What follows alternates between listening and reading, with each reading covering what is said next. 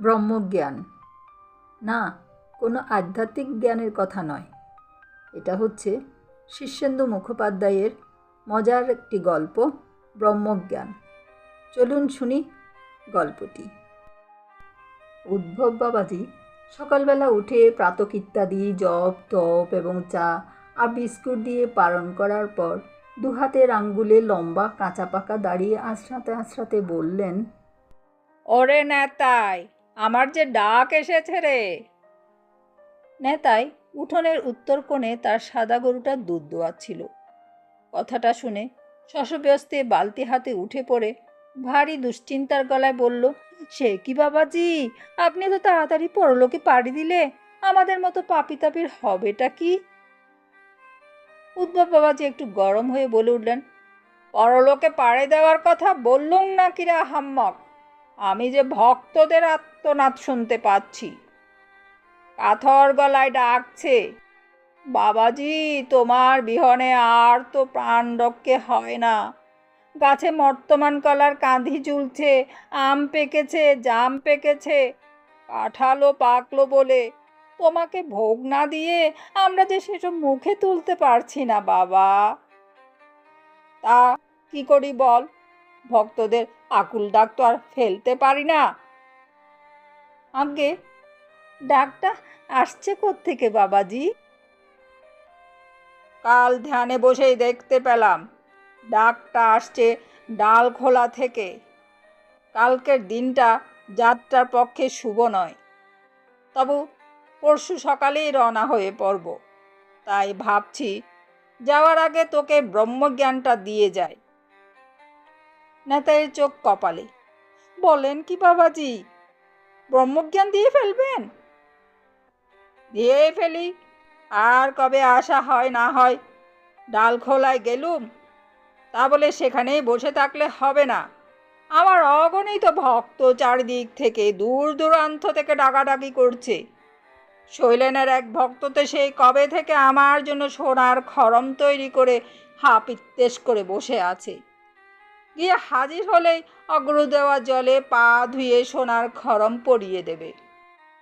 চক বেড়ে সীতারামের বউ নন্দরানী মুক্তোর মালা পরিয়ে চরণ পূজা করবে বলে কবে থেকে পথ চেয়ে বসে আছে। হিঙ্গলগঞ্জে রাকহরি তার জমি জমা আমার নামে দেবোত্তর করে দিয়ে বসে আছে। দখল নেওয়াটাই যা বাকি। তোর কাছে পড়ে থাকলে কি আমার চলে রে? তারপর ধর, হিমালয়েও তো আমার একটা ঠেক রয়েছে। দুটো নেকড়ে বাঘ আমার সেই ঠেক সামলে রাখে। বুঝেছি বাবাজি, এবার আপনি গতর তুলবেন। তা ব্রহ্মজ্ঞান পেলে কি হবে মশাই? হাওয়াতে উড়তে পারবো? তা পারবি না কেন? ইচ্ছে হলে হাওয়ায় উঠতে পারবি, জলের উপর দিব্যি হাঁটতে পারবি, জলে ডুববি না, আগুনে পুড়বি না। তাহলে তো খুব সুবিধেই হবে মশাই। তাহলে দিয়েই দেন ব্রহ্মজ্ঞানটা। তাই তো বলছি, তবে অত বড় জিনিস, তার খরচাপাতি আছে তো। 8 চাল, 5 ডাল, আস্ত মাছ, 500 ঘি আর 5টা মোহর। নিতাই হাঁ হয়ে গেল, মুখে বাক্যি সরল না। কিছুক্ষণ পর বলল, বাপরে, তাহলে ব্রহ্মজ্ঞানের দরকার নেই বাবাজি। উদ্ভব বাবাজি গম্ভীর হয়ে বললেন, যে জিনিস পাচ্ছিস তার দাম যে হিসেবের বাইরে রে। ব্রহ্মজ্ঞানী হলে যে হাত ঝাড়লে পর্বত, তখন কত খাবি আর কত বিলবি। তা নাই হয় তোর খাতিরে একটু কমসম করেই ধরছি। অনেক দর কষাকষির পর যা রফা দাঁড়ালো, তাতে উদ্ভব বাবাজির মুখখানা থম্বা হয়ে রইল। 2 চাল, 2 ডাল, 1 পো ঘি আর মোহরের বদলে নিতাইয়ের বইয়ের একখানা ফঙ্গবেনের নথ। ব্রহ্মজ্ঞান যে এত সস্তা নয় তা বিস্তর বুঝিয়েও কিন্তু লাভ হলো না। পরদিন সকালেই বাবাজি ব্রহ্মজ্ঞানটা দিলেন। নিতাই স্নান করে একখানা শুদ্ধ বস্ত্র পরে আঁটু গেড়ে দাওয়ার কাছে ঘেঁষে উঠোনে বসা। বাবাজি দাওয়ার উপরে একখানা কুটকুটে কম্বলের আসনে বসে খানিকক্ষণ চোখ বুজে সমাধিস্থ হলেন। তারপর বিরাট একটা হাই তুলে গালবাদ্য করার পর বিদঘুটে সব মন্তর গুনগুন করতে করতে নিতাইয়ের কপালে ডান হাতের বুড়ো আঙুলটা চেপে ধরলেন। বেশ অনেকক্ষণ ঠেসে ধরার পর বললেন, কিছু টের পেলি? নিতাই আমতামতা করে বলল, আগে তেমন তো কিছু নয়, একটু যেন গরম লাগছিল। ও বলে খুব গম্ভীর মুখ করে কিছুক্ষণ আনমনে চেয়ে থেকে বললেন, তোর ভিতরে তো গলা অবধি চকচক করছে, ওর মধ্যে কি আর ব্রহ্মজ্ঞান সেঁধোতে চাই? রিয়া হতে সময় লাগবে। পাপের চাপে ব্রহ্মজ্ঞানটা গুডলি পাকিয়ে ভিতরে বসে আছে। জপ তপ চালিয়ে যা, এক সময়ে ব্রহ্মজ্ঞান ধুম করে ফাটবে। তখন আর তোকে পাই কে? নিতা একটু হাত পা ঝাড়া দিল, নিজের মাথা একটু চাপড়ালো, চোখ কষলে চারদিকে ভালো করে চাইল। তেমন কিছু হেলদোল বুঝতে পারল না।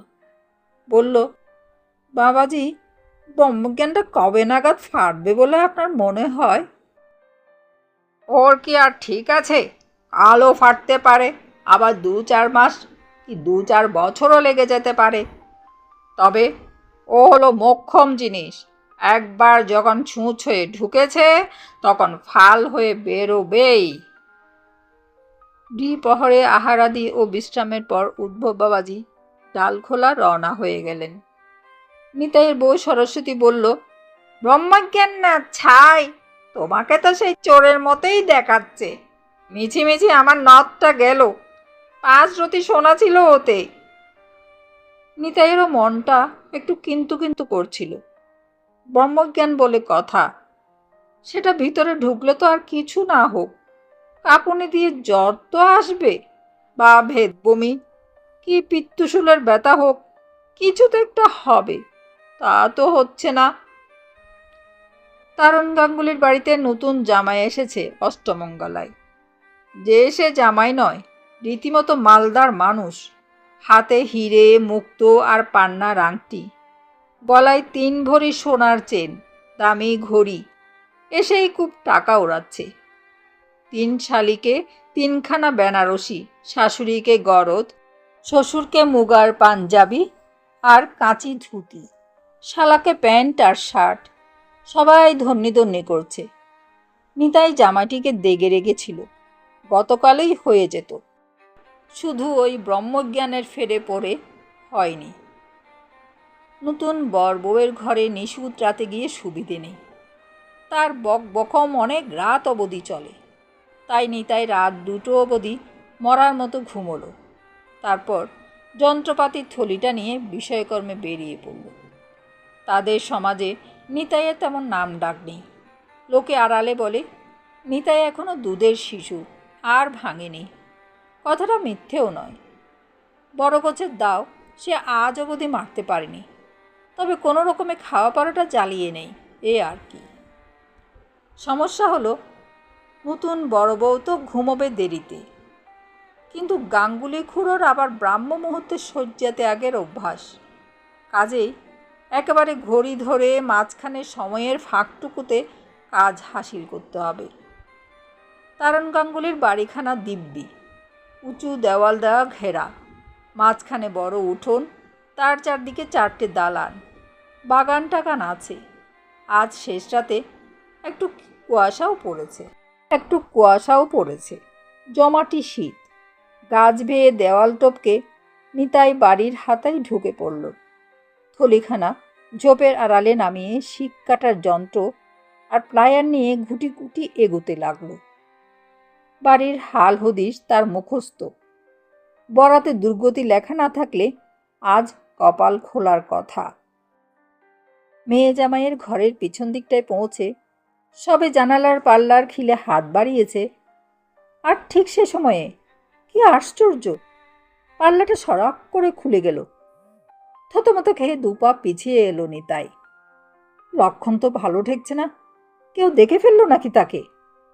সটকাবার উদ্যোগ নিয়েও নিতাই একটু থমকালো। দেখতে পেলে গেরস্ত চেঁচায়, লোক ডাকে, তেমনটা তো হচ্ছে না। নিতাই আরও 4 পা পিছিয়ে দাঁড়ালো। আচমকাই জানাল দিয়ে একটা হাত বেরিয়ে এসে একটা অ্যাটাসিকেস গোছের কিছু বাইরে ছুঁড়ে দিল, আর বাক্সটা ছিটকে এসে পড়বি তো পর নিতাইয়ের একেবারে পায়ের গোড়ায়। নিতাই টপ করে অ্যাটাসিটা তুলে নিতেই ঘরের ভিতর থেকে বিকট চিৎকার উঠল, চোর চোর চোর, ওই যে পালাচ্ছে, ধর ধর।